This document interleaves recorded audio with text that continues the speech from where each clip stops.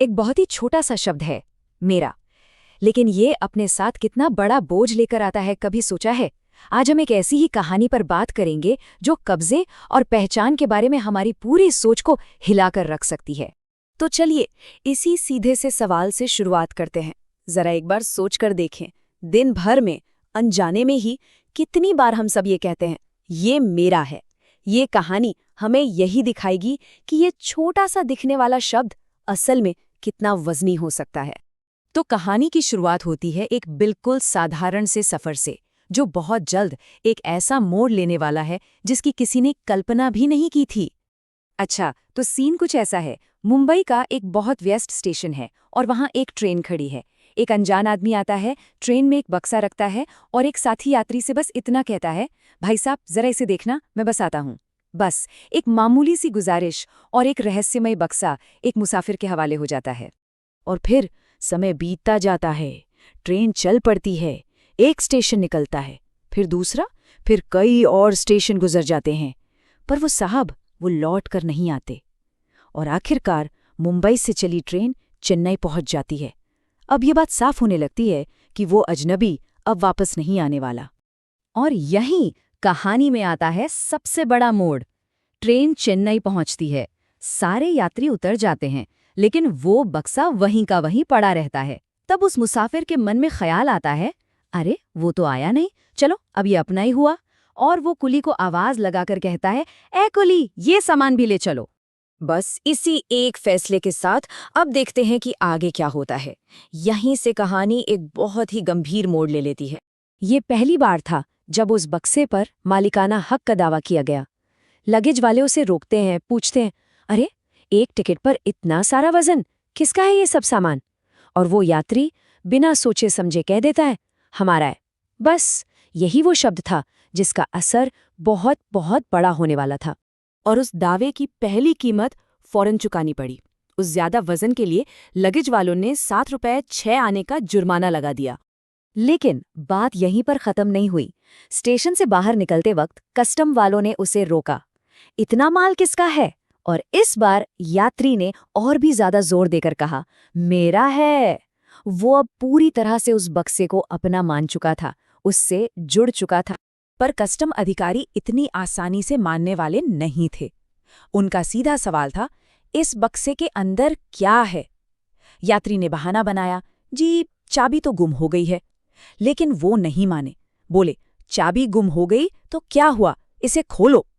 अब माहौल में तनाव बढ़ रहा था क्योंकि यात्री के पास कोई जवाब नहीं था। और अब कहानी उस हिस्से में पहुंचती है जहां मेरा कहने का जो असली बोझ है वो सबके सामने आने वाला था। अधिकारियों के कहने पर ताला तोड़ा गया और बस उस एक पल में सब कुछ बदल गया। जो अंदर से निकला वो किसी के भी होश उड़ाने के लिए काफी था। बक्से के अंदर से एक लाश निकली। ये पूरी कहानी का वो मोड़ था जिसने सब कुछ पलट कर रख दिया। अब देखिए, यही है कहानी का निर्णायक बिंदु। अब वो यात्री चाहे लाख चिल्लाए, ये मेरा नहीं है, ये मेरा नहीं है, कोई फायदा नहीं। उस पर सीधे सीधे दफा 302 यानी हत्या का मुकदमा बन गया। और क्यों? सिर्फ इसलिए क्योंकि उसने 2 बार कहा था, ये मेरा है। उसके अपने ही शब्दों का नतीजा अब बदला नहीं जा सकता था। चलिए अब इस कहानी के शाब्दिक अर्थ से आगे बढ़ते हैं और इसके गहरे आध्यात्मिक मतलब को समझने की कोशिश करते हैं। अब जो बात सच में सोचने वाली है वो ये है कि ये कहानी असल में हम सबकी जिंदगी का एक आईना है। कैसे? देखिए, उस यात्री पर तो दफा 302 का एक केस बना, ज्यादा से ज्यादा 1 जन्म की उम्र कैद होगी। लेकिन हम लोगों पर, अरे हम सब पर तो न जाने कितने ही ऐसे केसेस हैं और सजा भी 84 लाख जन्मों की मिलती रहती है।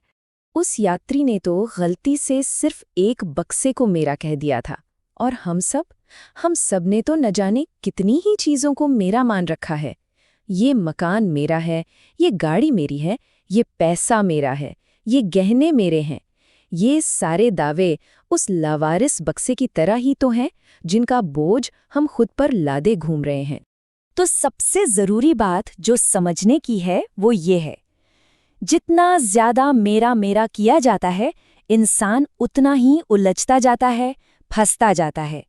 मन में ये मेरेपन का भाव जितना गहरा होता है, ये जीव जन्मों जन्मों के चक्कर में उतना ही फंसता चला जाता है। तो फिर सवाल उठता है कि इसका समाधान क्या है। ये कहानी हमें एक बहुत गहरे सत्य की ओर ले जाती है, जो इस कब्जे की भावना से बिल्कुल परे है। एक पल को रुककर सोचिए, ये जो शरीर है ये तो पृथ्वी का है, मिट्टी का है।